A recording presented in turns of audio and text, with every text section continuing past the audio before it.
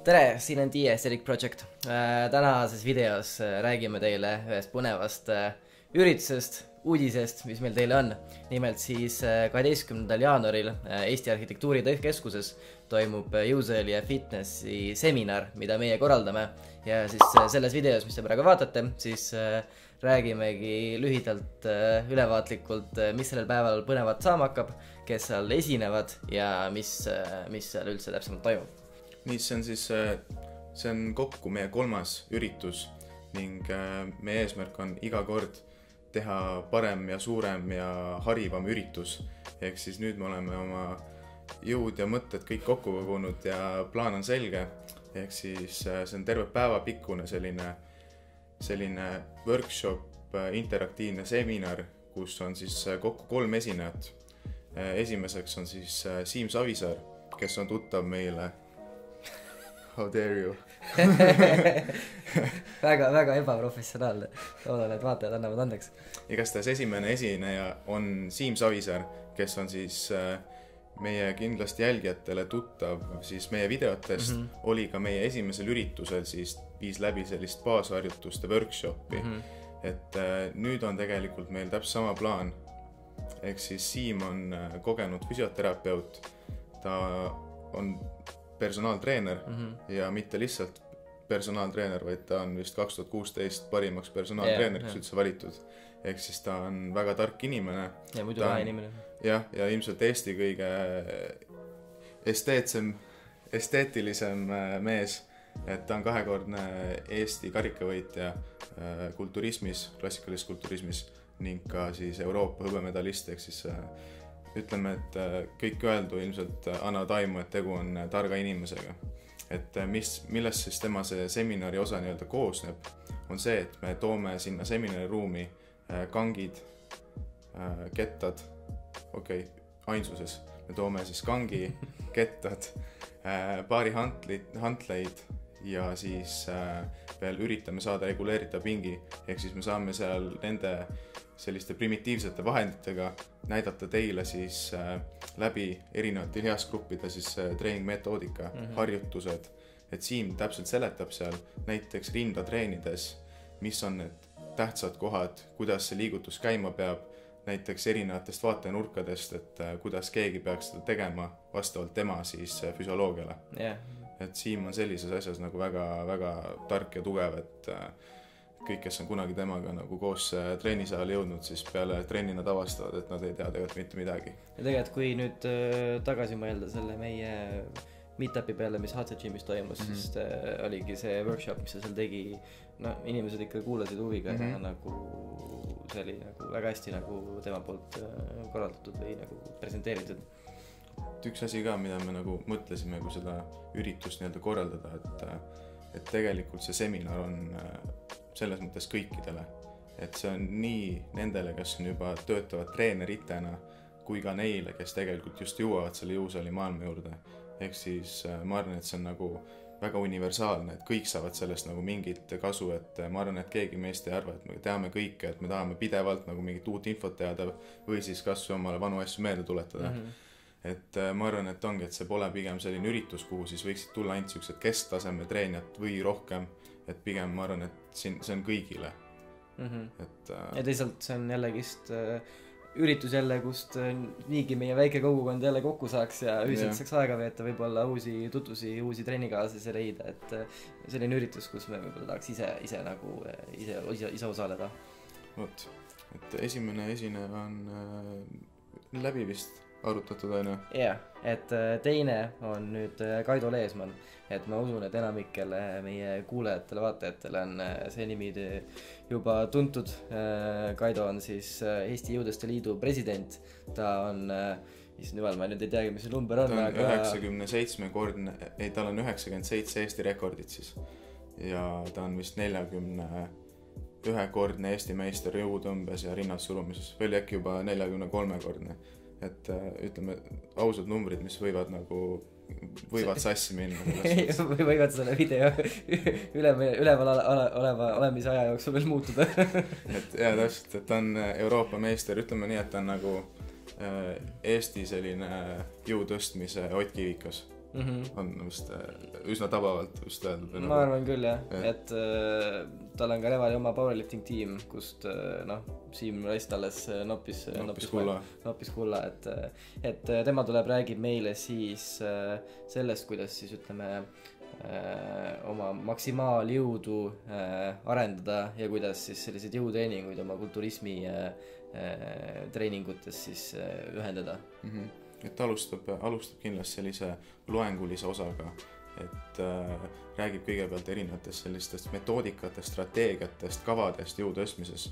Et ma saan aru, et võib-olla meie kuulajad ei ole kõik jõutõstjad, aga seda nii-öelda seminari korraldades oligi see mõte, et tegelikult jõutõstmine ja kulturism on nagu sellised nagu natuke eraldi olevad asjad, aga neil mõlemal on nagu oma tegemistes midagi õppida. Ja nüüd see point ongi, kuidas Kaido lõpuks siis, milleni me tahame jõuda, on see, kuidas rakendada neid metoodikad, millega jõutõstjad saavad nii tugevaks, kui nad on, kuidas me rakendame selle kulturismi ja kuidas me seome ära need kaks asja, ehk siis, et kuidas saab kulturist erinevaid siis maksimaaljõu mingeid metoodikaid oma trennidesse paremini viia, sest et see on ju vana reegel, et kui raskused kangil ei kasva, siis ei kasva seal midagi, nii et see on see, mida Kaido siis meile õpetama hakkab.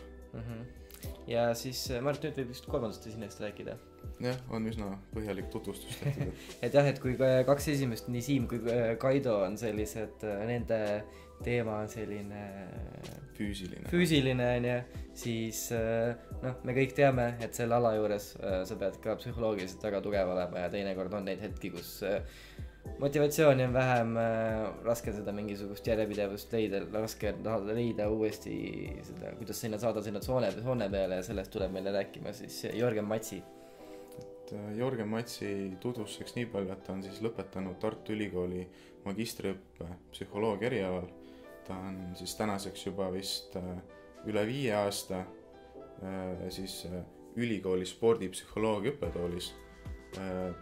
Tema taust on siis, et ta on võitluskunstidega tegeleb, ta on endine MMA profivõitleja, mõtlesin, kas praegu on endine, igastahes mitmekordne Brasiilia jiu-jitsu võistluste medalist ja siis võimla treener ja võimla peatreener vist. Et ta on siis pigem siin kulturismi ja fitnessi alal tuntud kui selline spordipsühholoog. Et ma tean, et tal on nagu siin kulturismi ja fitnessi üldse siin nagu skenes on nagu hästi selline, kuidas ma ütlen, nagu hästi selline hea maine või kõik kõik nagu mingis mõttes teavad teda, tahaksid teda rääkimas kuulda, et mina veel ei ole nagu õnnestunud see, ma olen tema mõndasid artikleid lugenud, aga mitte rohkem, et ma ootan nagu tegelikult ise nagu väga, et tahaks kuulata, mis sealt tuleb, et ja siis ma ei tea, on meil veel miskit, mis meil jäi puudutamata sisu kohta. Et sisu on vist päris hästi nagu... Ma arvan, et sisuga on Tim, võib-olla teeme ülevaate sellest ajakavast, et üritus algab siis kell 10. Kõigepealt üritus toimub siis Eesti Arhitektuurikeskuses, et see asub Kultuurikatlas Põhjapuiest 27A ja kui sa vaatad, Kultuurikatel on siin otse ees, siis sinna Arhitektuurikeskus on siit Kultuurikatla nii-öelda vasakul küljel, kohe küljest ja siis sa näed ust ja no ma arvan, et väga raske leida. Saame hakkama. Muidu ei leia, siis tuled seal testo lõhna peale küll siis leiad üles. Ühesõnaga meil seal arhitektuurikeskuses on siis 2 sellist ruumi. Üks on siis selline suurem seminariruum, kus siis see põhimõll toimub ja siis teine on selline nii-öelda, võib öelda mingi lounge area või? Riietusruum. No, close enough. Võt, et kell 10 hakkame vaikselt kogunema sinna, vaatame näod nimed üle ja siis 10.30 hakkab esimene loeg, et kõigepealt siis Siim Savisaar juhatab selle päeva sisse, et võib-olla see nii-öelda see järjekord on ka, et kõigepealt räägime, kuidas siis reaalselt füüsiliselt liigutusi teha, siis räägime, et kuidas metoodiliselt peaks neid tegema ja siis lõpus on see, et saame natuke ajuga treenida. Võt. Et ühesõnaga ongi, et kõigepealt siis Siim Savisaar, siis umbes 12:30 on meil selline lõunapaus, see kestab siis tund aega. Ei, see kestab tegelikult tund aega. Siis Kaido Leesmani 1,5-tunnine plokk, peale teda siis on Jorgen Matsi ja siis umbes kella 5 paiku siis lõpeb seminar ära. Seminari osa. et ütleme, et kuna see ajakava on selline nii-öelda, ta ei ole kivisse raiutud, et lihtsalt me ei tea, kui pikalt need loengud lähevad, et kindlasti seal on lõpus on mingi küsimuste osa, et aga selline on selline suurem pilt. Lõunapaus ongi siis, et meil mingid toitlustust ega midagi seal sees ei ole, et hoida lihtsalt pileti hind nagu nii madal, et seal on küll riisi ja kana sealt tunni aja jooksul kätte saate kuskilt lähedalt. Ja siis ajakavas on ka meil afterparty. Et afterparty plaan hetkel on meil siis teha täpselt seal samas ruumis, korjame õhtuks toolid kokku, paneme diskokuulid asemele, DJ-d ja baarid sisse ja siis see on plaan, et meil veel event ei ole nagu valmis ja aga see ka varsti tuleb. Ja see on jah jällegi, et no ma tegelikult usun üldse, et seal tervel sellel päeval ei ole sellist nagu, ma ei tea, kuskil loengus istumise tunnet, et see on selline vaba õhkkond, kus inimesed saavad vabalt küsimusi esitada ja kindlasti saab seal palju nalja ja lihtsalt ongi afterpartyl siis saate võib-olla veel vahetumalt enda kõigi inimestega suhelda, et oleme meie olemas, on kõik teised olemas. Mis ma ise soovitan, et kuna see on nagu terve päeva pikkune programm, siis lahe oleks, kui ma eeldan, et kui inimesed, kes tulevad Tallinnast väljaspool, siis pigem nagu ärge sõitke kohe peale seda siis seminari ära, vaid ikkagi, meil on ikkagi siuke väga pinge programm tulemas, et jääge ka õhtuni. Et ma arvan, et on mille nimel jääda sinna. Siis võib-olla räägime siis kõige tähtsamast, et see seminari me nii-öelda armastusest ainult ei saa korraldada, sest et need ruumid on väga ilusad, esinejad on targad, siis me küsime selle pileti eest 59 eurot ning kokku me müüme sinna üldse 70 piletit siis, ehk siis kui see 70 pilet on müüdud nüüd mingi hetk, siis kahjuks enam rohkem sinna ei saa, siis ongi list on täis. Et kõik, kes tunnevad, et neil on väga suur huvi selle vastu ja siis ma usun, et pigem nagu ärge jätke seda pileti ostmist nagu sinna viimasele hetkele.